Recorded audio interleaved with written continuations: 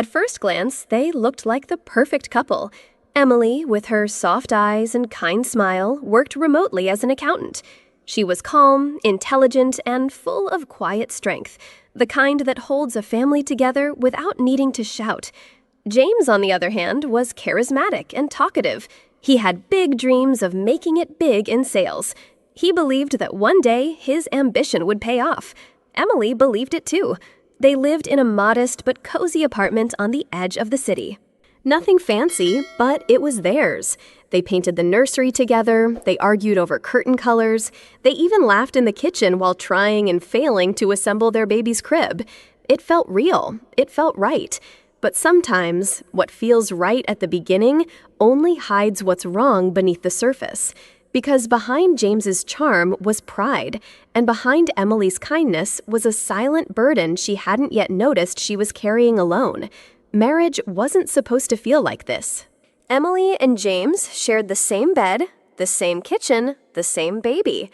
But slowly, without either of them noticing, they began to drift into two separate worlds. Emily's world was filled with grocery lists, unpaid bills, night feedings, and work deadlines. She would juggle feeding baby Tommy in one arm while reviewing spreadsheets on her laptop with the other. Her day started before sunrise and ended long after midnight. James's world, meanwhile, was full of bold plans and vague promises. He talked about future business deals that never materialized. He went out networking, but came home tired, silent, and distant. He scrolled on his phone for hours. He watched sports, played games, and when Emily asked for help, he sighed and said, "I'm tired too." But tired meant something very different for each of them. Emily's exhaustion came from giving everything she had. James's tiredness came from never being fully present. And the scariest part? They were in the same apartment. But it felt like they lived on two different planets.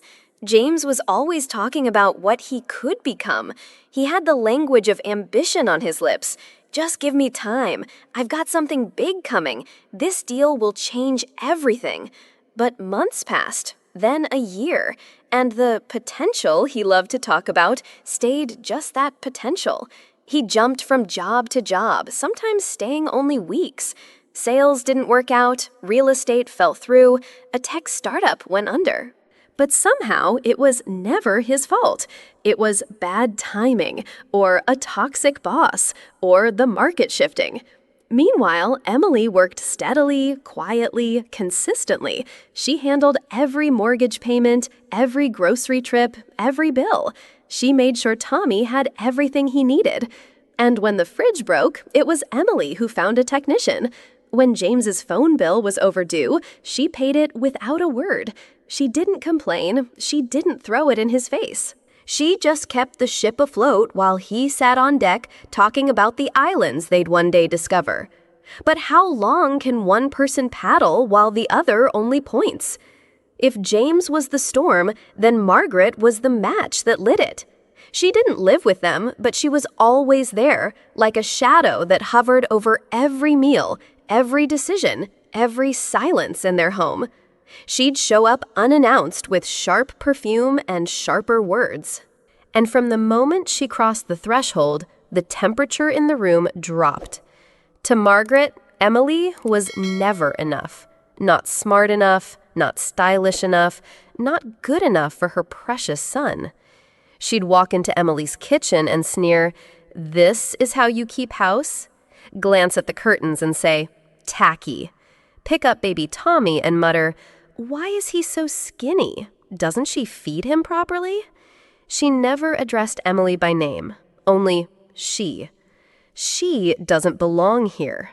She's dragging you down, James. She was never your equal. And James stayed silent. He never stood up for his wife. Never said, "Stop."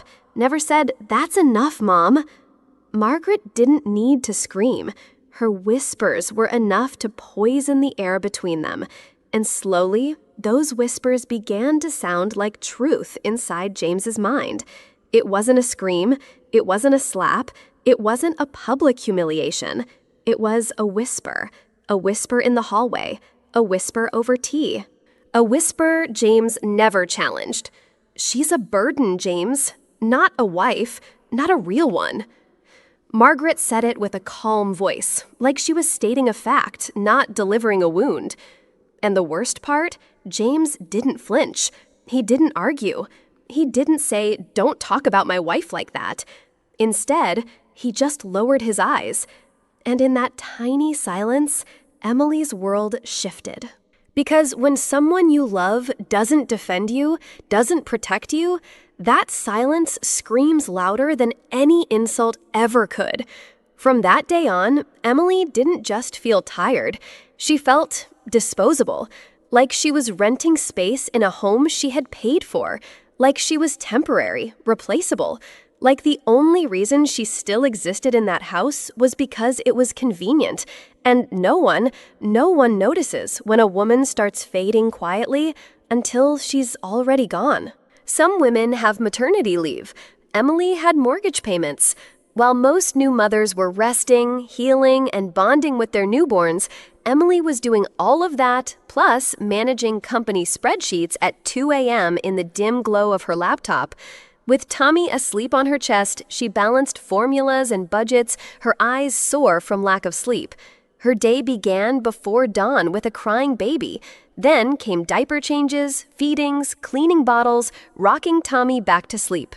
And as soon as he was down, Emily switched roles, opening her laptop to attend morning meetings, send emails, review invoices.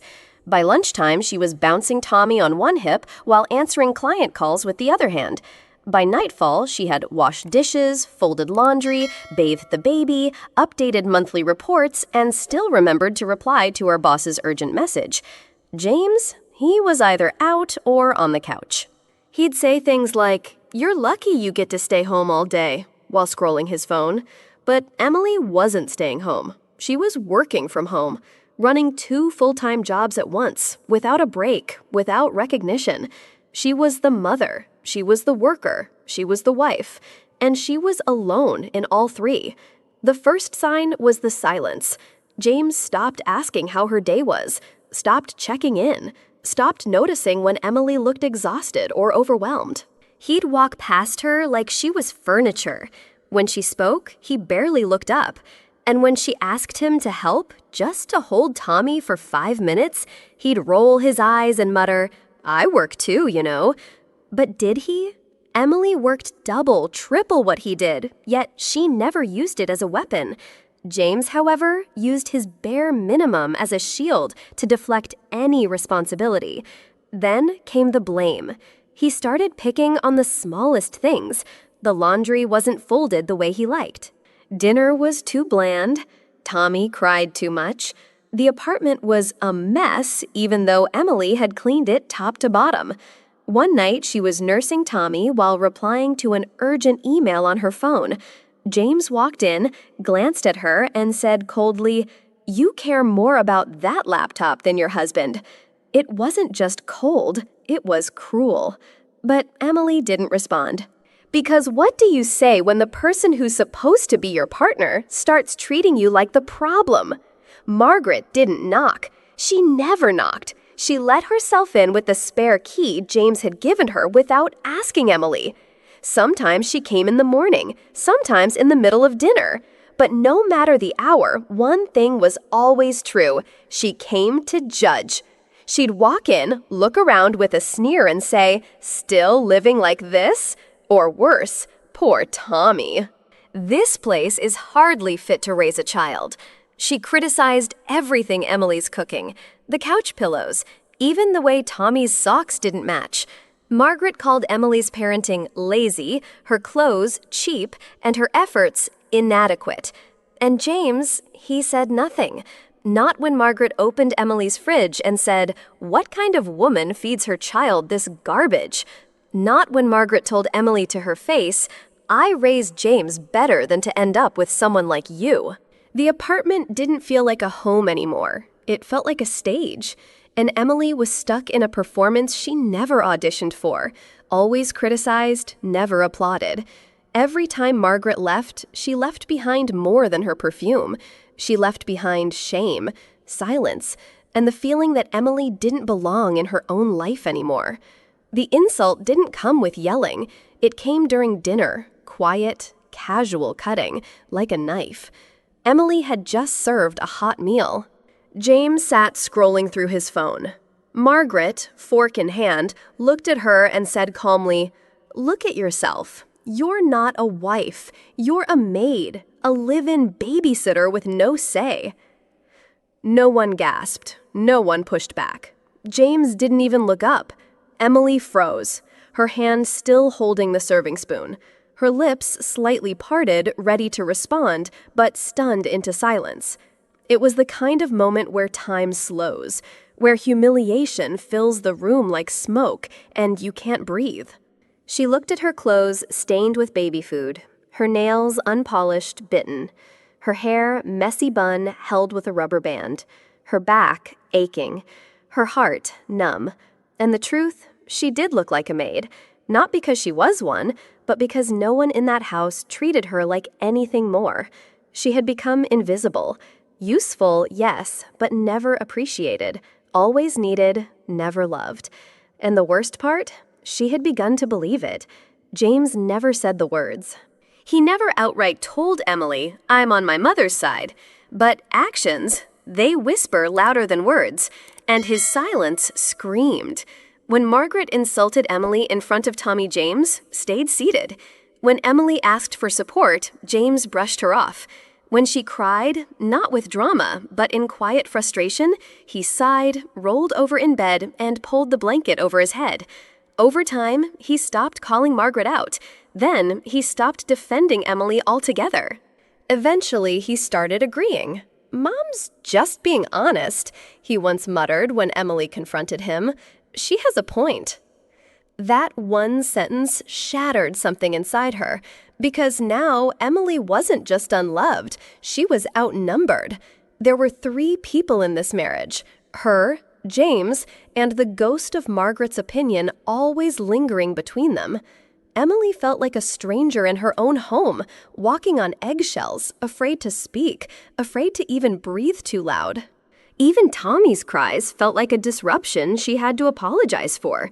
And James, he became a mirror of Margaret, cold, judgmental, distant.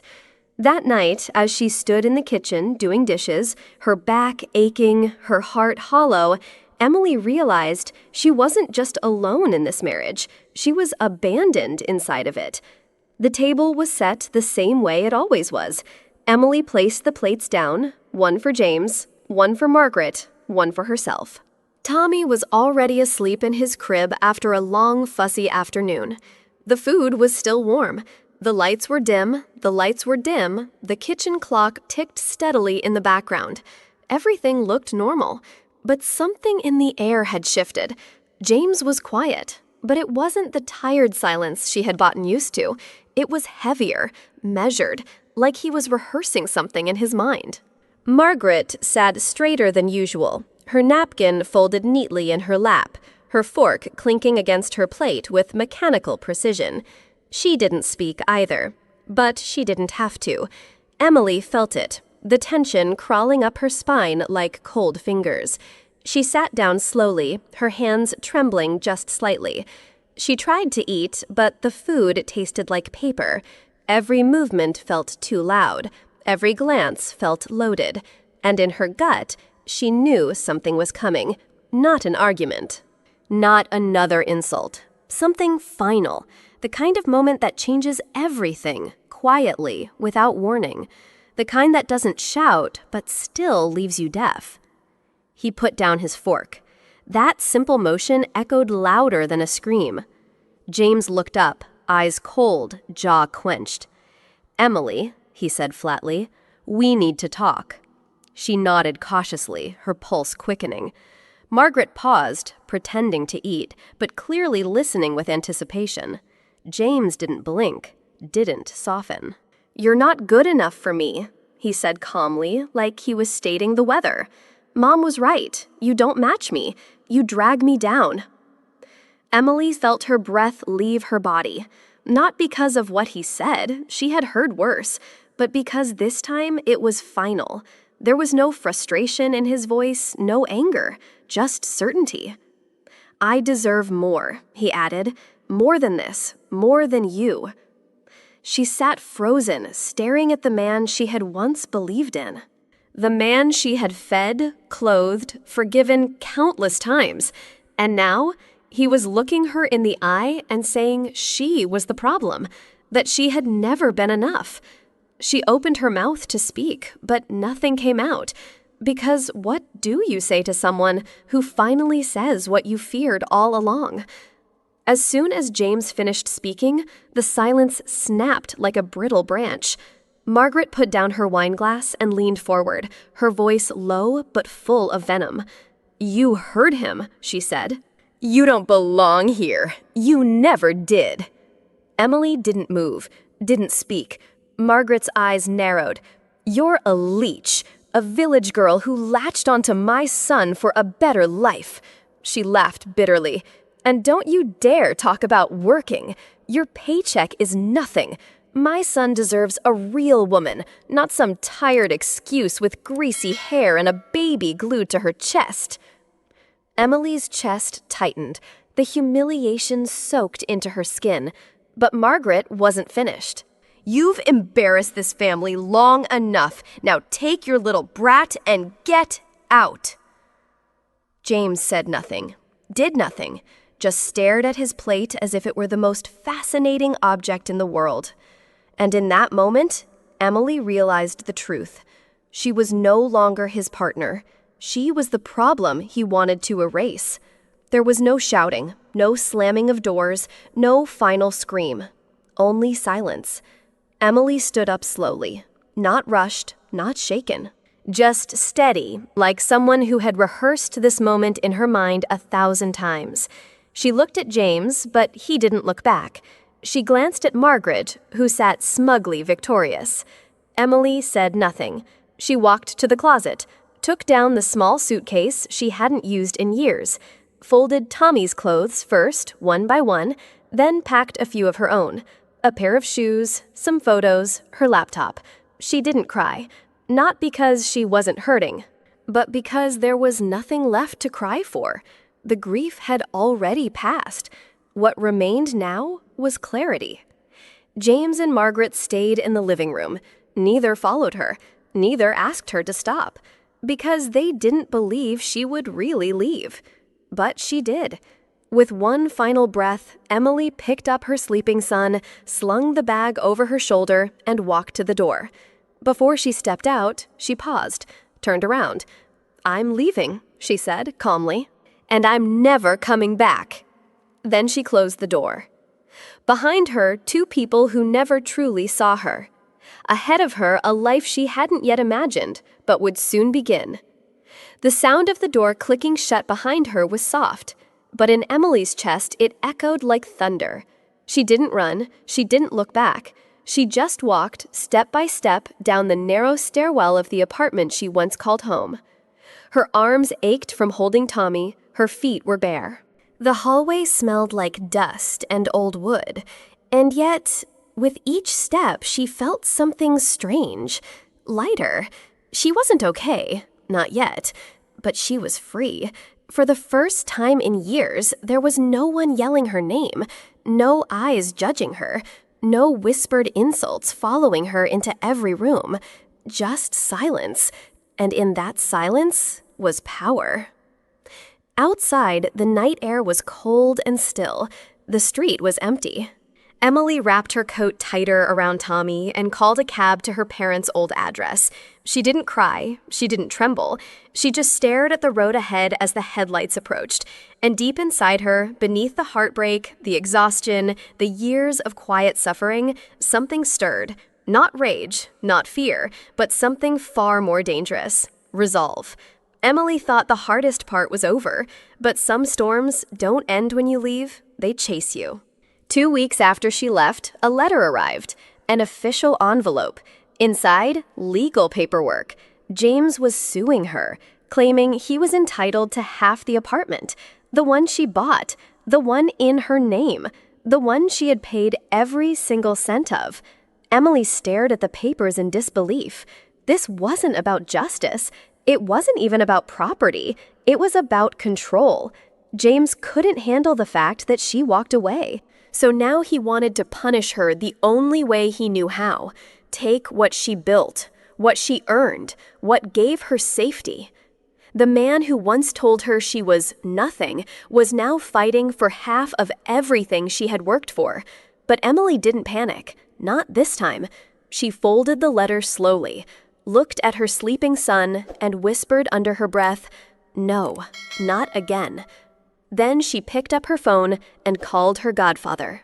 James sat at the kitchen table, shoulders slumped, papers scattered in front of him. Margaret stood behind him, arms crossed, pacing like a general in the middle of a war plan. "You're not seriously thinking of letting her walk away with that apartment, are you?" Her voice was sharp, cutting through his silence. James rubbed his forehead. "It's in her name, Mom. She paid for it. There's not much I can—" "Nonsense," she snapped. "You lived there. You're her husband." "That makes it marital property." She leaned in closer. "You let her leave. You already gave her that satisfaction. You're not giving her the damn apartment, too." James stared at the floor. "She's got Tommy," he muttered. "Exactly," Margaret said. "She's got the kid, the sympathy, the narrative. You think a court will care if you just roll over?" She slammed her hand on the table. "You need to fight. You need to show her she can't walk all over you. That she's not the one in control anymore." James didn't answer, but Margaret's words crawled under his skin like poison, and soon they would take root. The courtroom was cold, but Emily wasn't. She walked in not as the broken woman James expected, but as someone who had stitched herself back together. Her shoulders were squared, her gaze steady, and walking beside her, her godfather Robert, a retired attorney, sharp, calm. The kind of man who didn't raise his voice because he never needed to.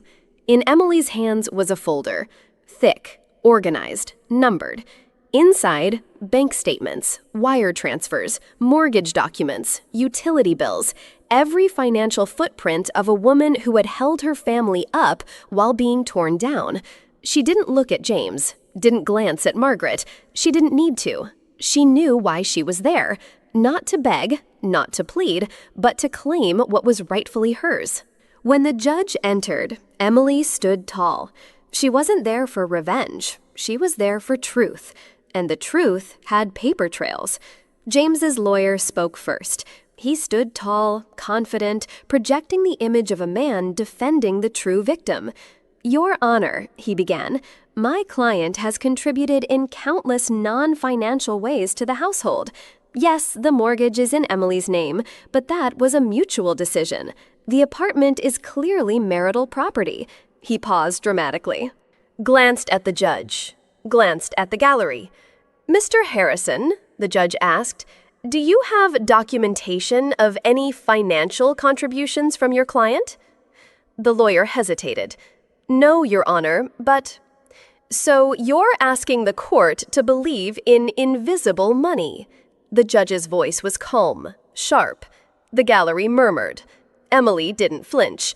She simply opened her folder, slid a thick stack of documents forward. Bank statements, transaction logs, proof of every single mortgage payment from her personal account, receipts with dates, names, timestamps, each one like a hammer pounding away at the cracks in James's story. Robert, her godfather, spoke next, voice steady. "Your Honor, not only is there no evidence of contribution from Mr. James Carter, there is overwhelming evidence that Miss Emily Carter solely financed this household, including while she was on maternity leave." James sank into his chair. Margaret folded her arms, jaw clenched. And slowly, the courtroom shifted. The lie no longer held, and truth had weight. The judge removed her glasses. She looked tired, but not unsure. A long pause settled over the courtroom, the kind that makes every heartbeat sound louder. Having reviewed the documents, heard both parties, and considered the evidence presented, James sat up straighter. Margaret's eyes were locked on the judge, as if she could will the outcome with her glare. Emily didn't move. She didn't breathe. She didn't need to. She already knew the truth. The court finds no grounds to divide this property. The mortgage is solely in Miss Carter's name. All payments were made from her account. The apartment shall remain under the full and exclusive ownership of Emily Carter. Silence. Not a triumphant kind, not an emotional outburst, just silence. James slumped. Margaret's mouth opened, but no sound came out, and Emily, she didn't smile. She didn't cry. She simply nodded once, like someone acknowledging gravity, because this victory wasn't about winning. It was about not losing herself. Robert placed a hand gently on her shoulder. No words, just quiet solidarity. Justice hadn't screamed. It had whispered, and that was enough. A week after the courtroom defeat, James got a call from HR. He thought it was routine, maybe even sympathy, but the voice on the other end didn't ask how he was. Mr. Carter, we need to discuss discrepancies in your client billing reports. James froze. What? They pulled the records, cross-checked hours, flagged inconsistencies, things he thought no one would notice, things he'd done out of entitlement, laziness, or just plain ego, overbilling, double entry charges, a client dinner that was actually drinks with his buddies. They didn't fire him immediately. They launched an investigation. And suddenly, James, who once mocked Emily for working from home, was sitting in his living room waiting for a phone call that might end everything. The man who said, "You don't earn real money," was now unemployed, his title stripped, his email locked, his desk cleared by security. The fall was fast, and for the first time, James couldn't blame anyone else. Not Emily, not the system, not even his mother. He had built this downfall brick by arrogant brick. James didn't tell her right away. He pretended things were fine, still dressed up in button-down shirts he had nowhere to go in, still posted motivational quotes on LinkedIn like nothing was falling apart. But she noticed. The way he flinched when the phone rang, the way he avoided opening emails, the way he stayed in bed until noon. "You said you had a plan," she said one morning, arms crossed. "This doesn't look like a man with a future." He tried to charm her. Told her things were just temporary, that he was lining something up. She didn't buy it. 2 days later, she packed her things, didn't yell, didn't cry, just said, "You wanted a cheerleader, James, not a partner. I'm not here to clean up your mess." She left, and with her went the last illusion James had built around himself. No job, no girlfriend, no future deal in progress. Just a man sitting in his mother's kitchen, wondering how someone could lose everything and still not know when it started to fall apart. The posters were still there, peeling off the walls, basketball players, rock bands, dreams from a time before bills and failure. James was 35, but lying on that narrow twin bed, he felt 15 again. Not in a nostalgic way, in a humiliating way. His mother, Margaret, still cooked breakfast, still reminded him to pick up after himself. Still called Emily that snake at every chance she got. "She ruined you," Margaret hissed one night. "That little country girl destroyed my son's life." But James didn't answer, not anymore. He didn't have the energy to argue, or defend himself, or even care. The job market wasn't calling, his phone barely buzzed, and LinkedIn recruiters weren't impressed by pending investigations, so he stayed in, all day, scrolling, sleeping, staring. The walls felt tighter. The bed felt smaller. And James, once so sure of his place in the world, now couldn't decide which shirt to wear, because there was nowhere to go. It was 2:13 a.m. The room smelled like leftover pizza and cheap cologne. James was lying on his old bed, phone glowing in his hand, thumb hovering over the send button. He had rewritten the message 6 times, from "I miss you" to "We need to talk," to finally, "Emily, I messed up. You were right. Please give me one more chance." He stared at it. No emojis, no punctuation tricks. Just a man trying to reach a woman who no longer stood in the same place. He hit send. 3 gray dots appeared, then disappeared. No reply. The silence was louder than any no. And somewhere in that same night, Emily was tucking her son into bed. She looked at her phone, saw the name, and simply turned it face down. She didn't delete the message, didn't block him, because she didn't need to. Closure isn't always about slamming the door. Sometimes it's just choosing not to open it again. Days passed, then weeks. Each morning, James reached for his phone first. Not for emails, not for job alerts, just to see if her name would appear. It never did. No message, no missed call, no reaction. And that silence, it wasn't cruel, it was honest. Because when Emily left, she didn't just walk out of the apartment. She walked out of the story he kept writing in his head. James sat at the kitchen table one morning in the same spot where he once barked, "Take your kid and get out of my house." He stirred cold coffee, looked around. Same walls, same mother, same broken future. But everything felt smaller. And suddenly, it wasn't Emily's silence that crushed him. It was his own echoes. The echo of every insult, every eye roll, every time he dismissed her dreams as cute little ideas. He wasn't haunted by her voice, he was haunted by his own. And in that haunting, James realized something brutal. He didn't just lose Emily, he lost the version of himself that could have had a good life. The first Monday after the court ruling, Emily stood in front of the mirror and zipped up a blouse that hadn't seen daylight in 2 years. She looked at herself, not for flaws, not for approval, just to remember, I'm still here. I'm still me. Down the hallway, Tommy giggled with the new nanny, a warm, middle-aged woman named Rosa, who smelled like vanilla and patience. It wasn't easy. Letting someone else hold your child, trusting a stranger in your home. But Emily had learned strength isn't doing everything alone. Strength is knowing when to ask for help. She kissed Tommy's forehead, grabbed her laptop bag, and walked out the door. The apartment felt different that day. Not quieter, just more alive.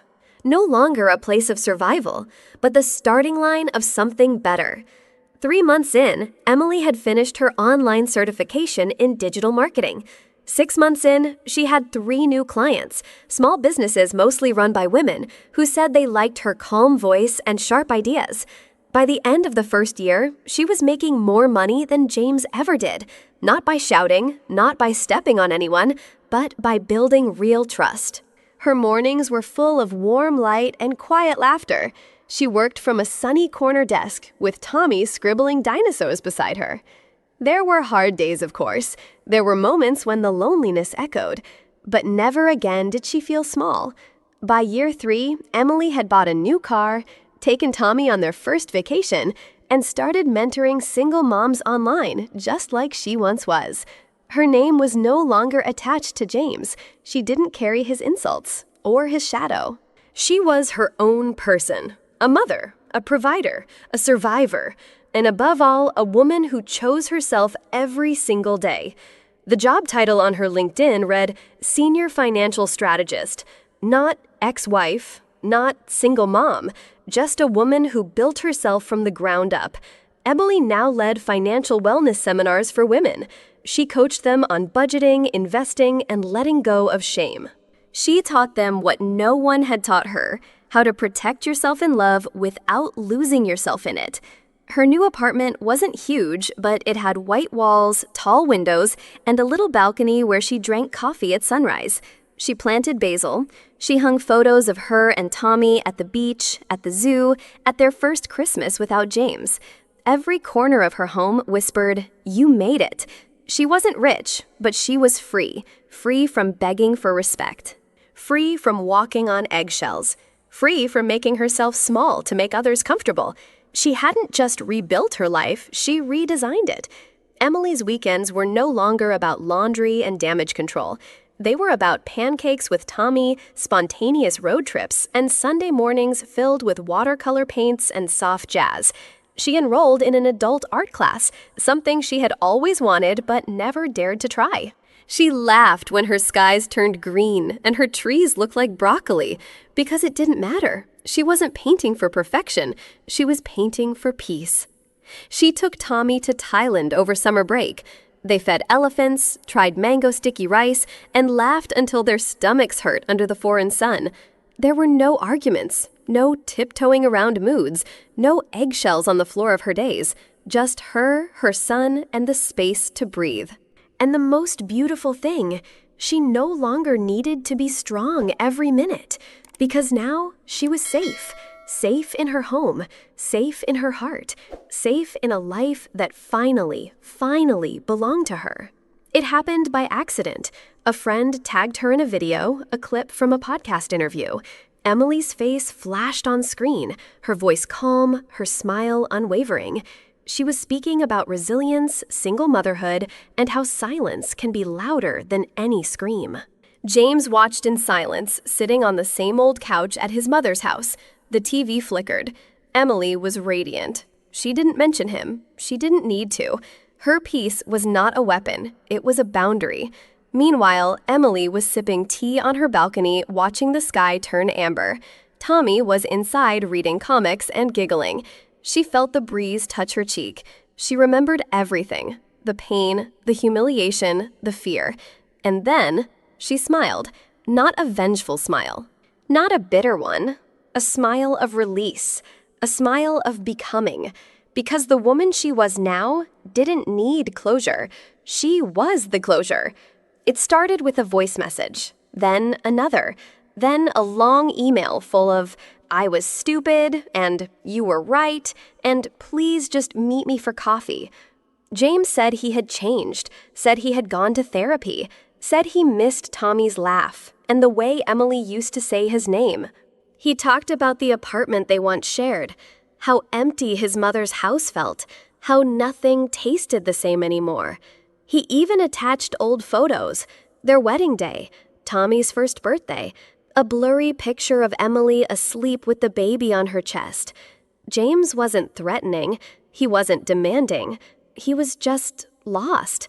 But Emily, she didn't feel anger, she didn't feel fear, she didn't feel pity. She felt finished. Because sometimes, by the time someone finally sees your worth, you've already outgrown their world. She read the message again, then put her phone down. She didn't cry, she didn't shake, she didn't even sigh. Emily sat by the window watching the leaves flutter. The light spilled over her coffee. Tony was humming in the next room. And in that peace, she whispered not to James, but to herself, "I forgive you. But I'm not coming back." Because forgiveness, real forgiveness, isn't about holding hands in a circle of regret. It's about letting go without waiting for an apology to feel whole. Emily drafted a reply. Short, clear, kind. "James, I hope you heal. I hope you find what you're looking for. But I've found myself, and I'm not going back to who I used to be. Not for anyone." She didn't send it to hurt him. She sent it to honor herself. And with one final tap, she archived the thread. Not in bitterness, but in peace. The door didn't slam. It didn't echo. It simply clicked shut, softly, finally, completely. The auditorium was quiet. Hundreds of women sat in rows, eyes on the stage. Emily stood under the lights, microphone in hand, not as a victim, not as a survivor, but as a woman who rebuilt herself piece by piece. She took a breath, and then she said it clear, strong, unwavering. Never let endurance become your identity. Never mistake silence for peace. And never confuse loyalty with self-abandonment. There were murmurs, tears, soft nods. She looked at the crowd, women who had been gaslighted, dismissed, taught to shrink, and she smiled. The day I stopped begging to be chosen was the day I chose myself. And once you know your worth, you don't return to places that couldn't see it. Thunderous applause. Some stood, some wept, but Emily didn't cry. she just closed her notes, stepped back from the mic, and walked off the stage. Not to hide, not to escape, but to live. It was a rainy Tuesday when James called again, not to plead, but to ask for a reference, a job opening, a fresh start. He sounded tired, flat, not manipulative, not dramatic, just human. Emily paused. 3 years ago, she might have laughed, or hung up, or cried after the call ended. But now, she listened. She didn't rush to say yes. She didn't rush to say no. Later that night, she sent a short message to an old colleague who ran a small firm. "He's not perfect," she wrote, "but maybe he's ready to start again. No promises, no attachments." And when James found out, he didn't send flowers. He didn't beg for coffee. He just texted, "Thank you, Emily. I don't deserve it, but I'll try to be someone who eventually might." Emily read it once, smiled, and deleted it. Because helping someone stand doesn't mean you have to sit beside them again. She stood on the balcony of her new apartment, coffee in hand, Tommy's laughter echoing from inside. The sky was clear, no storm in sight, just sunlight and the peace she had carved out of years of chaos. She no longer checked her phone for messages, no longer wondered what if, no longer waited for closure from anyone but herself. Emily had stopped needing permission to be happy. She had stopped auditioning for love. She had chosen something better. She chose herself. She chose the boy who believed in her. She chose a future that didn't require her to shrink, beg, or break. And maybe one day she would love again, not because she was lonely, but because she was already whole. For now, she danced with Tommy in the living room. She painted oceans on Sundays. She read books with the windows open, and no one telling her to lower her voice. And when people asked how she did it, she would smile gently and say, "I stopped chasing people. I started choosing peace." Sometimes leaving isn't weakness, it's power. Sometimes silence isn't surrender, it's self-respect. Emily didn't fight back with rage. She fought with quiet strength and by choosing herself. If you've ever felt dismissed, invisible, or not enough, remember this. You don't need someone else's permission to be whole. You just need to stop apologizing for shining. And the moment you choose yourself is the moment your real life begins. If Emily's story spoke to your soul, if you believe women deserve freedom, dignity, and a voice, then hit subscribe now. We tell stories that matter, stories that heal, stories that empower. Your one click helps us reach more hearts. So don't just watch, join this journey, because sometimes the right story changes everything.